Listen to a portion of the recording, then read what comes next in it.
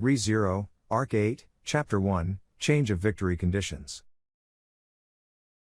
The battle between the imperial forces and the rebels that had begun on the battlefield of Lupagana, the imperial capital of the Wallachian Empire, had entered its final phase, scattering the seeds of chaos throughout the country. The same could have been true of the death of Vincent Wallachia, who had been killed by a bullet of light, in front of the throne within the Crystal Palace, the innermost part of the imperial capital. The 9 divine generals who were ordered to guard the city walls protecting the imperial city had abandoned their duties, with the sudden arrival of unknown fighters in the battlefield, in addition to the mysterious group from the west that had opened a massive hole in the front line which must certainly had contributed to the chaos scattered throughout the city. There was no doubt that these two were seeds of chaos. However, currently, the location of the seed that had grown the most in this situation of war had been, Vincent, obey me.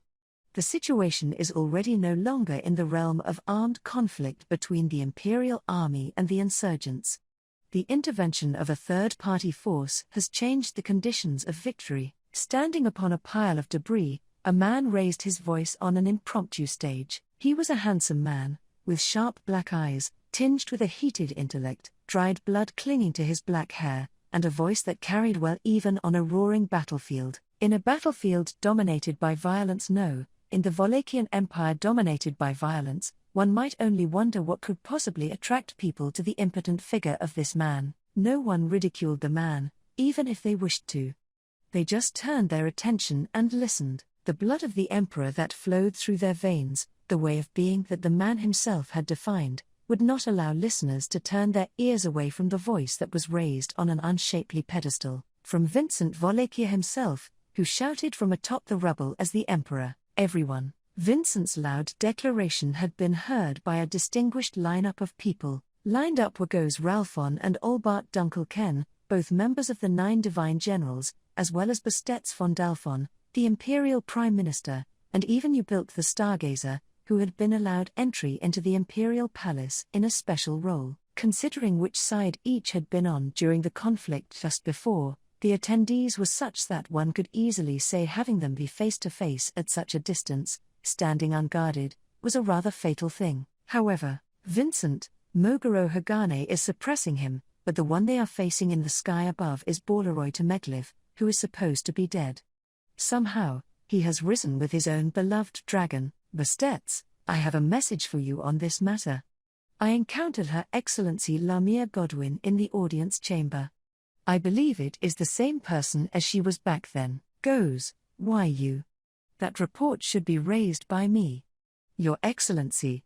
It was not only Lamia who was present, but also other members of the royal family who perished in the imperial selection ceremony. To Vincent's words, Bastetz and Goes responded. Goes, who had remained unchangeably loyal to Vincent, despite his disappearance, was still vexed by Bastetz's switch. Nevertheless, since Bastetz's original concern was the prosperity of the Wallachian Empire, the old man's attitude could be described as natural when it came to a situation where the very existence of the empire was at stake. Once these ramblings had been dismissed as trivial, Vincent's concerns were narrowed. Vincent, Ubilk, you knew about the cause of the great disaster beforehand. If that is the case, do Borleroy Temegliv, Lamia, and the other imperial family members reviving constitute the great disaster? Ubilk, regarding that matter, I can say yes and no to that, Your Excellency. The whispers told me that Vincent Wallachia's death would be the trigger for the great disaster, and I plotted all kinds of schemes to prevent the downfall of the empire. Vincent, you were not aware of the details. Ubilk nodded with a carefree look on his face and answered, yes, that's right. The answer was somewhat expected, but the certainty gained was beneficial to Vincent. Ubilk and his fellow stargazers were in opposition to the great disaster, which was evident in the fact that they had saved Vincent from a fall. Vincent, if that is the case, in the current situation, your presence is currently outside of our consideration. Maneuver only not to die. Goes, Your Excellency. Please leave this situation to me, and put your own safety first. I, Goes Ralphon, will do everything in my power to redeem myself for my absence. Vincent, silence. Goes, glancing at a heated Goes, Vincent, with a single word, crushed his momentum. Goes wanted a chance to prove his loyalty to the emperor and redeem himself for being late at a crucial time, but his work had been sufficient when he had let Vincent escape from Chaisha's rebellion in the first place. If it had not been for Go's hard fight, Vincent would have been captured by Chaisha, and it was highly possible that even this situation could not have been created in the imperial capital. Yes, this situation had been created. Vincent placed a hand on his chin and drew a mental map of the imperial capital, piecing together the situation. Although the loss of blood and the exhaustion of his body were affecting his ability to think, fortunately, the pain in his collarbone from being struck by Chaisha in the throne room was awakening his consciousness. His determination was also strong. He did not think that even this pain was part of Chaisha's plan, but, Cecilius, sorry to interrupt while everyone's chattering, but I have a role to enchant the world in my own way. Is it okay if I excuse myself? Goes, what? General Cecilus. What are you talking about, Cecilus? Well, I occasionally hear about this Mr. General person, but I'm not really interested, so it doesn't really stick in my mind. Maybe you've mistaken me for someone else. It would be quite a pity for this Mr. General person to get compared to me in that case. In this situation, it was not just Vincent's mind that was whirring and spinning around. Moreover, within a radius of several tens of meters, which was just one step for the huge body of Mogoro, the battle against the duo of the Cloud Dragon Mazoya and Borleroy continued. The water from the shattered reservoir, which could be seen being broken from a distance, flowed out, and it was only a matter of time before waves surged into the entire imperial capital. In addition, Cecilus, who had been making a fuss, had become tiny, although Goes, Bastetz, and even Olbart showed a waiting attitude for Vincent's decision. Only this young lightning bolt did not fit into his plan. Not only his appearance, but also the contents of his mind seemed to be biased towards immaturity, so Cecilus did not have a trusting look in his eyes towards Vincent's declaration. Cecilus, that was quite a splendid speech earlier. I'm sure it's a fact that you're the Wallachian emperor, but unfortunately, I don't bow down to others just because they're an emperor. If you want to change my path, you will have to prepare a path of flowers for me, Vincent. Just like Natsuki Subaru did, is that so, Cecilus, ? Unfortunately, I don't know who that is. The name sounds similar to someone I know, but I can't quite recall. I feel like I talked about this earlier with a beautiful woman, Cecilus answered while twisting his neck and fidgeting his short legs. He was not sure who the beautiful woman Cecilus was worried about was, but when the young Cecilus entered the battle for the imperial capital, Vincent was convinced that Natsuki Subaru was the one who led the unexpected group that ravaged the battlefield from the west, and that he was also the one who had brought Cecilus with him. And then, Vincent, not just in the current situation, but it is nothing new that you do not follow my orders.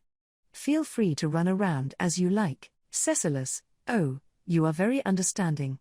However, I have no intention of obediently following someone's orders regardless of what I'm told anyways. So, I'll take my leave here if you don't mind. Vincent, Cecilus. Cecilus waved his hand at Vincent, who had decided to let him do as he pleased, and was about to dart away. When his name was called from behind, the young thunderbolt turned around with a yes. Vincent's gaze met Cecilus's eyes, which still carried the same difficulty in handling as when they first met. Vincent, I will prepare a stage for you as per our previous agreement. Cecilus, ha ha ha. Cecilus left with a small laugh after Vincent's short declaration. The speed of lightning-fast movements that did not even leave a trace, and that was still in his unfinished state. That was why the title of Wallachnia's strongest belonged to that man and was unshakable. In any case, Bastetz, Your Excellency, is everything all right? As for General Cecilus, Vincent, I do not have time to waste on trivial matters just like your and Ubilk's treatment. More importantly, the handling of the disappeared Cecilus was less urgent than addressing the current problem at hand. Vincent faced Bastetz's narrow eyes and spoke in a voice that could be heard by Goes, Olbart, and the others behind him. What he said was, Vincent, we will abandon the imperial capital.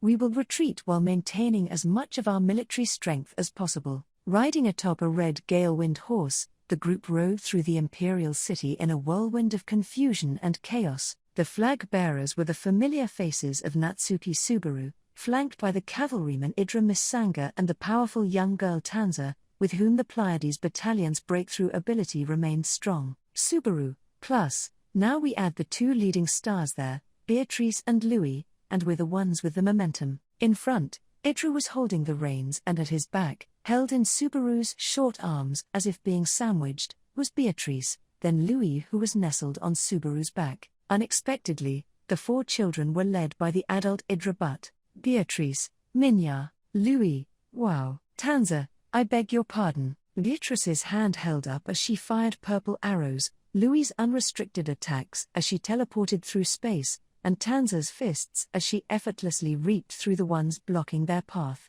After jumping over the destroyed city walls into the imperial capital, Subaru and company were aiming for the Crystal Palace, which could be seen in the distance, a gleaming castle where the fake emperor presided. The fake emperor that was in that castle, the one who impersonated Vincent Wallachia. If they could be defeated, it would put an end to this great civil war in the Wallachian Empire, in which Subaru was inevitably embroiled. So believing this, he plunged in, ready to go wild and wreak havoc. Idra, Schwartz.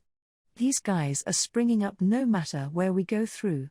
What is this? Idra's voice, though not quite a scream, was throaty with a deep-seated fear. Perhaps his consternation was felt through the reins in his hands as the gait of the gale-wind horse began to falter, but it would be unreasonable to expect him to just endure it or forget about it. Anyhow, Subaru, what's really going on with these pasty-faced guys? They knew that once they rode into the imperial capital, they would naturally be met with determined resistance from the imperial soldiers. However, it was only during the initial stages that Subaru and company actually encountered imperial soldiers in the imperial capital. From then on, Subaru and the others were confronted by strange-looking beings, all of them with pale faces. Those with pale faces and golden eyes, with glass-like cracks all over their bodies, obstructed Subaru and the others with a cold, heartless demeanor. No, they were not standing in the way of only Subaru and company. Tanza, Schwartz Summer, those ones, they are also attacking the imperial soldiers. Tanza kicked a group of pale faces and slammed them against a wall, throwing out a report as such. As she said, what was unfolding at the edge of her vision was the presence of the enemy who was not attacking Subaru and company, but rather the imperial soldiers who were guarding the city. Of course, these enemies did not care about Subaru's feelings, unlike the Pleiades battalion.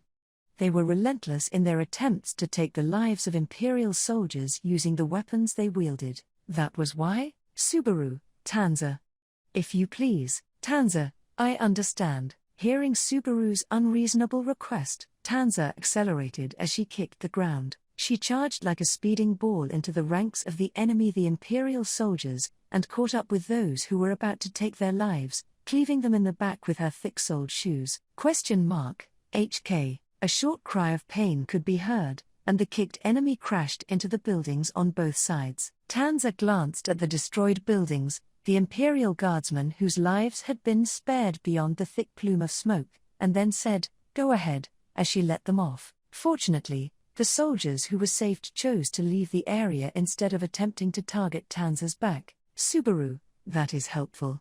But what about these guys? Tanza's efforts were averting unwanted deaths. However, Subaru suffered the brunt of her blow and was left gasping at the devastation caused by the enemy that crashed into the buildings and shattered them. The reason why the enemy did not get up was partly that Tanza's kicks were so powerful, but more importantly, because they were in no condition to get back up. The body of the enemy was shattered and in pieces. However, their body was not a grotesque corpse, but rather had been shattered as if they had dropped a china cup on the floor. There was no blood, either. As if there was no blood in their bodies. Subaru, how do they work? Is it like a doll or maybe a robot? Beatrice, it can't be, the sacrament of the immortal king, in fact. Subaru, do you have an idea? Beatrice. Subaru did not miss the words spun by Beatrice's cute cherry-like lips, who was resting her body on Subaru's chest, completely trusting him. Beatrice lowered her head in response to Subaru's reaction. Beatrice, a kind of magic that, upon death, returns the soul to the body from which it has left. A forbidden technique, I suppose. It was originally researched by Mother, but it was supposedly left incomplete. Subaru, a forbidden technique for raising the dead, so like a necromancer-type magic, then.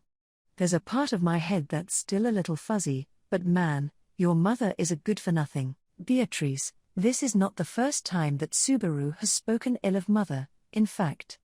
But, Betty will get upset if you keep saying it, so be careful, I suppose. At Beatrice's suggestion, with her eyebrows raised, Subaru stuck out his tongue and closed one eye in reflection. However, the opinion of the cute Beatrice was not to be dismissed. What if necromancy, with a name like the Sacrament of the Immortal King, was what was creating these enemies? Subaru, you mean there's someone like a necromancer in the 9 divine generals or some such in the Empire? Beatrice, if that's the case, then Abel is out of line for not having talked about such things beforehand, in fact. Plus, it would mean that we wouldn't be able to distinguish between friend and foe, I suppose. Subaru, I guess that's also possible in an empire with buggy ethics, but. Wait. You know who Abel is? Beatrice, Betty knows. In fact, hearing this unexpected name from Beatrice's mouth caused Subaru's eyes to widen.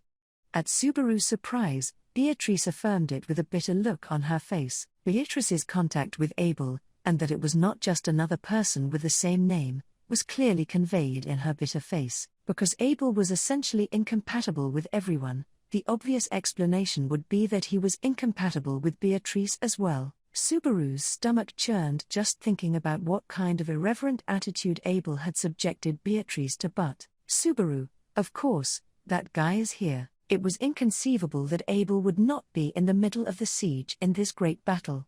But, since he did not know the specifics of the composition of the rebel forces, he felt a different emotion when told clearly that this was the case. If Abel was here, then Subaru's antics would need to be given some extra thought. Subaru, then, should I leave the zombie fighting to them over there rather than me?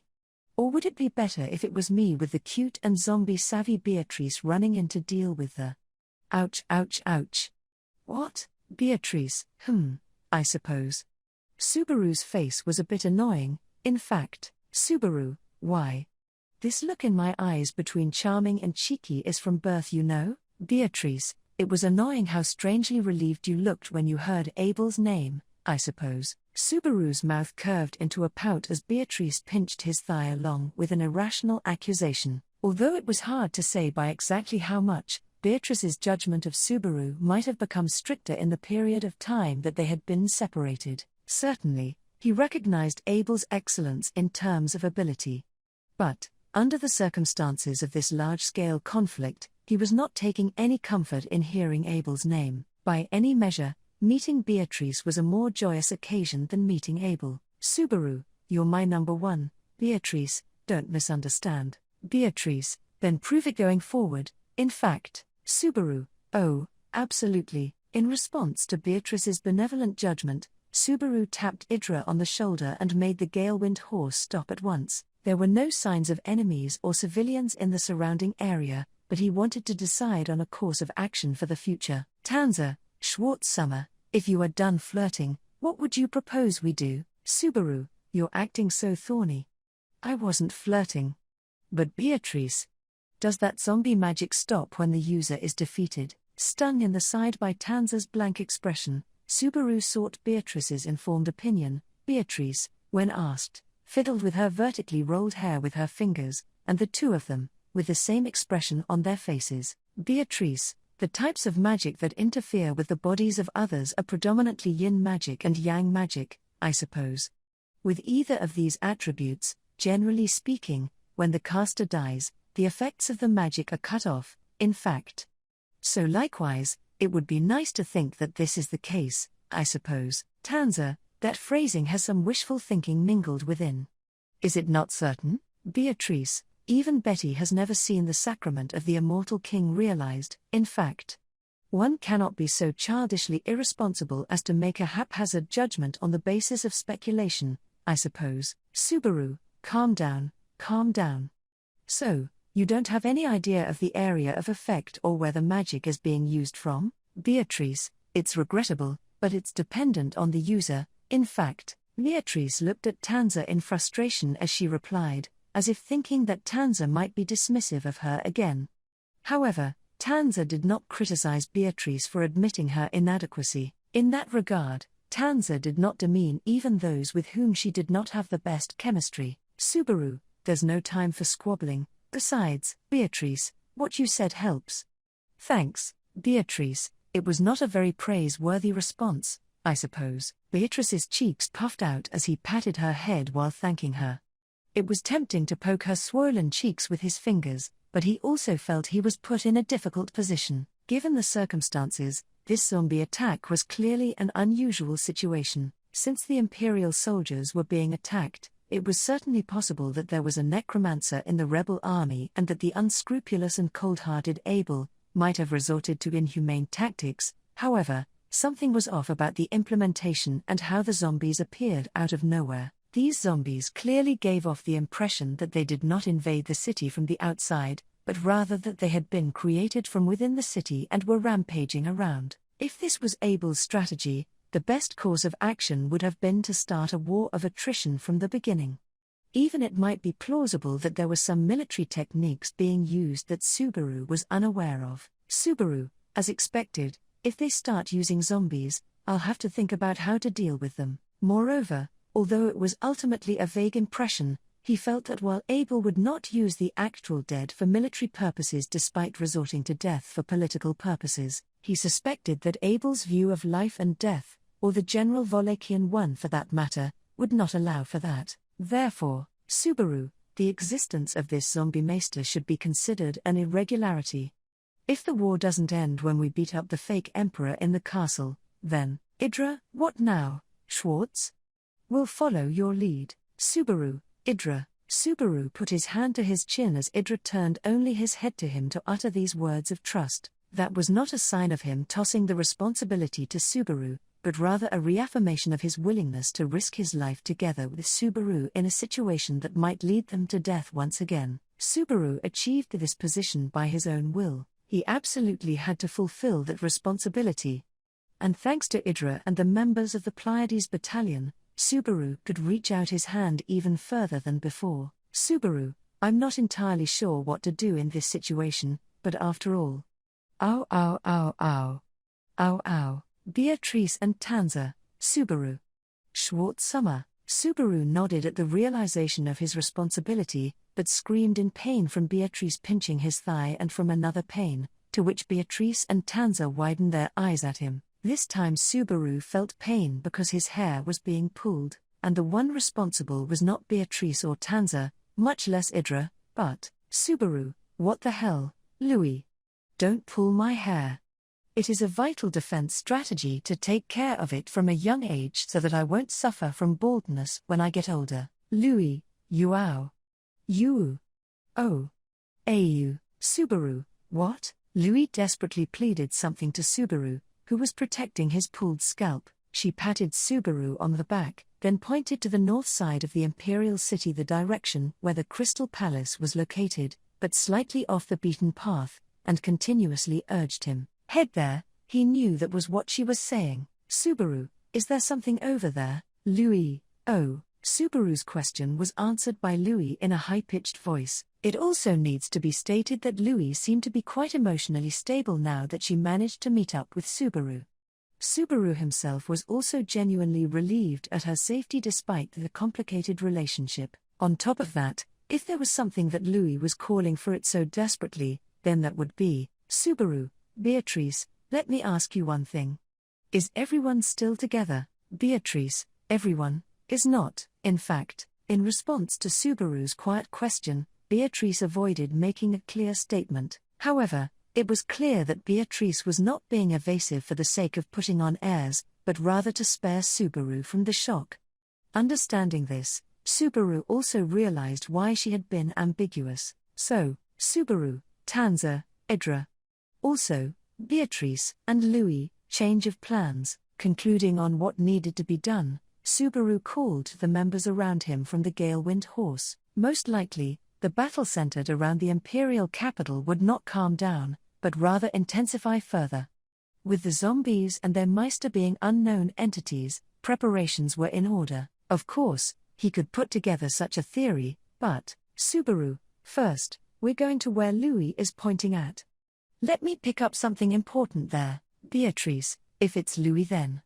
She will be there, I suppose. Subaru's decision gave Beatrice a sense of the destination that Louis was indicating. Nodding at Beatrice's words, Subaru turned to Tanza and Idra, who were also looking at him, and continued, "That was, Subaru, pick up Rem and flee the Imperial City with as many people as you can.